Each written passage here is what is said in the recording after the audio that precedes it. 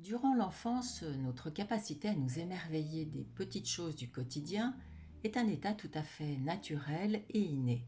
C'est un moteur puissant à la fois pour notre apprentissage et notre développement. Puis en grandissant peu à peu, nous échangeons cette capacité d'admiration contre celle de comprendre et d'essayer de maîtriser le monde dans lequel nous avançons, perdant parfois de vue sa beauté, son mystère et sa magie. Adulte, pour supporter les exigences de la vie, il arrive alors que nous choisissions l'idéalisme ou le matérialisme en négligeant une troisième voie, réapprendre l'émerveillement.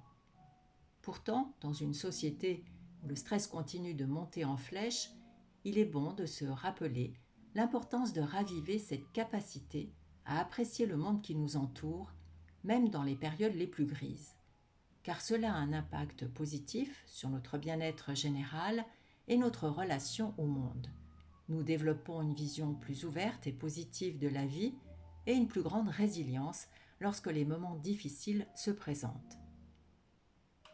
Si l'émerveillement est accessible à tous, il l'est cependant avec plus ou moins de facilité, car cela demande de l'attention et un lâcher-prise, celui du tout contrôler. En acceptant l'imprévu, parfois redouté car il vient perturber une routine souvent rassurante, en abandonnant nos attentes et nos jugements face aux situations qui ne vont pas tout à fait dans le sens de nos désirs, et en nous focalisant non plus sur les aspects négatifs, mais en prêtant attention aux détails positifs, même les plus infimes. C'est une véritable source d'inspiration qui élargit notre perspective et nous tire vers le haut. Cela nous aide à trouver l'espoir face aux obstacles, la force pour les surmonter et à prendre conscience de notre place dans un monde plus grand pour les relativiser. Ça nous extrait de l'insatisfaction permanente et du cycle des ruminations négatives. Résultat, ça nous fait du bien. Il ne s'agit plus de survivre aux difficultés que nous rencontrons ou à l'imperfection du monde dans lequel nous évoluons, mais d'en tirer le meilleur parti pour continuer à nous développer malgré elles. Pour vivre et nous réparer lorsque c'est nécessaire, il est essentiel de ne pas laisser s'installer la négativité au fond de notre cœur et de notre esprit, d'entrevoir les pépites qui subsistent dans le monde, dans la nature et le cœur de certaines personnes inspirantes. Ce n'est absolument pas ignorer ce qui blesse et détruit, mais refuser tout simplement le cynisme ambiant et l'improductif.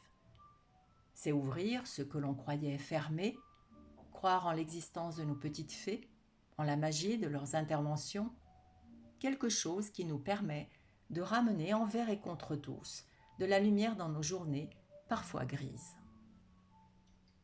Et vous, qu'est-ce qui vous émerveille?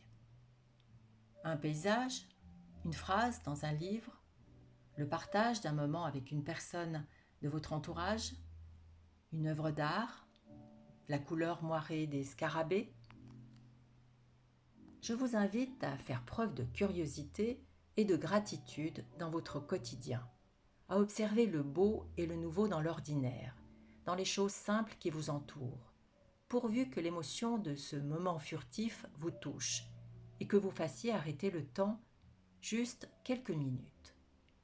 Puis d'essayer de noter chaque soir quelque chose qui vous a émerveillé dans votre journée. Vous verrez alors combien ce qui vous semblait invisible est précieux et combien cela donne plus de saveur et de poésie à votre existence. Je vous remercie infiniment pour votre écoute et je vous dis à très bientôt.